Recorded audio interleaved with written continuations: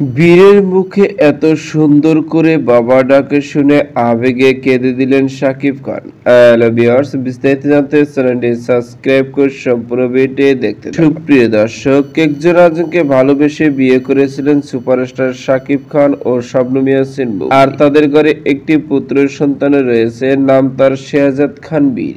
এই সন্তানকে ঘিরে দুজনের মধ্যে দ্বন্দ্ব শুরু হয়, এমনটি জানা যায় বিভিন্ন গণমাধ্যম। কেননা একটার সময় সন্তানকে প্রকাশে আনছিল না তারা, কিন্তু হুট করে প্রকাশে আনার পর থেকে একজন আরেকজনের সঙ্গে দ্বন্দ্বের কারণে আজ তারা সেপারেট। আর সেই কারণে মা শবনম ইয়াসমিন বুবলীর কাছে শেহজাদ খান বীর থাকে, কিন্তু শাকিব খানের সঙ্গে নয়। কিন্তু শাকিব খান মাঝে মধ্যে ছেলে বীরের সঙ্গে আগে দেখা করতে যেত, কিন্তু বর্তমানে আর যাচ্ছে না। এরই মধ্যে সাম্প্রতিক সোশ্যাল মিডিয়ায় শেহজাদ খান বীরের একটি ভিডিও ভাইরাল হয়েছে। যে ভিডিওতে শেহজাদ খান বীরকে দেখা যাচ্ছে হাতে পেন্সিল নিয়ে সুপারস্টার শাকিব খানের নাম এবং শবনম ইয়াসমিন বুবলীর নাম এবং শেহজাদ খান নাম লিখছে।